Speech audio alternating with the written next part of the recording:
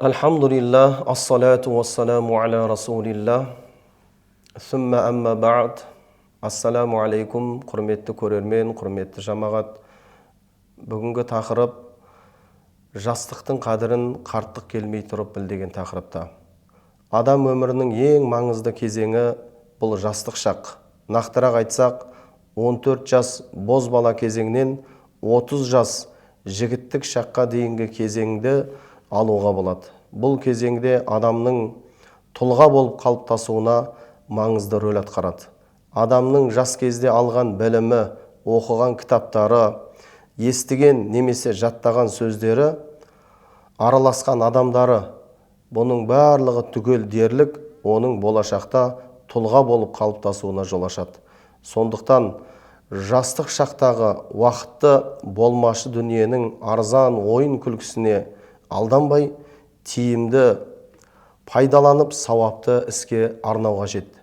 Пайғамбарымыз саллаллаху алейхи уассалам өзінің бір хадисінде айтады: жастардың ең жақсысы ойын күлкіге берілмей, ойлы, байсалды болып қарттарға ұқсағандары.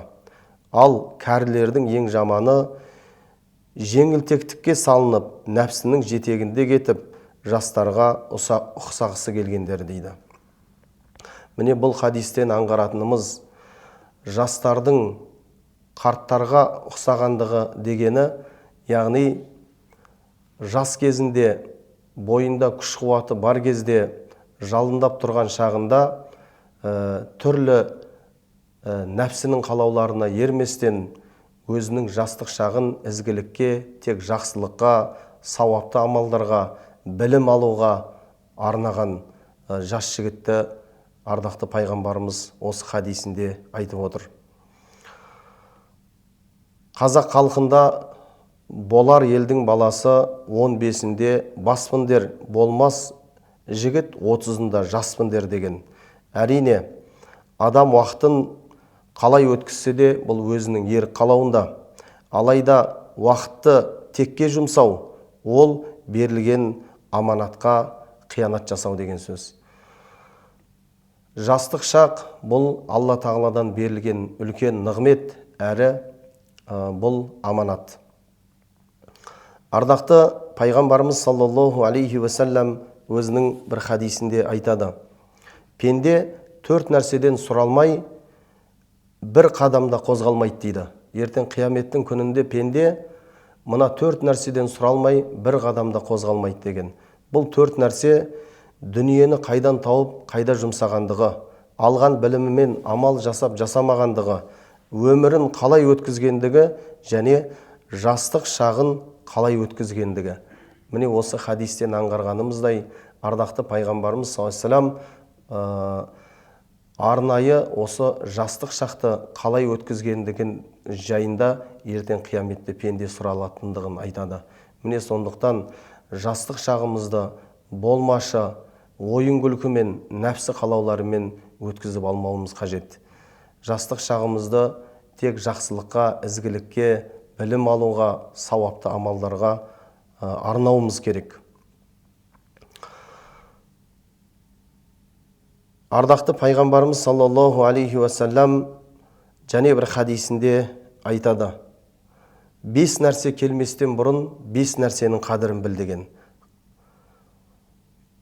Қарттық жетпестен тұрып, жастық шақтың қадірін біл. Ауырмай тұрып, денсаулықтың қадірін біл. Кедейлік келместен бұрын байлықтың қадірін біл. Жұмыс басты болмай тұрып, бос уақыттың қадірін біл. Ажал келмей тұрып, өмірдің, тіршіліктің қадірін біл деген. Міне осы қадірін білуіміз қажет болған 5 нәрсенің бірі бұл қарттық келместен бұрын біздер жастық шағымыздың қадірін білуіміз керек. Бұл жастық шақ мүмкіндіктерге толы уақыт. Өйткені адамның бойында күш қуаты бар, кез келген істі атқара алатындай мүмкіншілігі бар уақыт. Қартайған кезде жасалған құлшылықтан жастық шақта бойыңда күш қуатың бар кезде жасаған құлшылықтың әлдеқайда сауабы үлкен болады. Ардақты пайғамбарымыз саллаллаху алейхи уассалам өзінің бір хадисінде айтады: ертең қияметтің күнінде ештеңкенің көлеңкесі болмаған кезде мына 7 кісіні Алла Тағала өзінің аршысының көлеңкесіне алады деген. Сол 7 кісінің бірі жастық шағын, жастық уақытын осы құлшылыққа, ғибадатқа арнаған жас жігіт екендігін айтады. Алла Тағала жастарымызды иманды, инабатты, ибалы болып өсуін нәсіп етсін. Жастарымызды Алла Тағала жастық шағын тек ізгілікке, білім алуға, жақсылыққа арнауын нәсіп етсін. Ва ахиру дa'вана анил хамдулиллахи раббил аламин.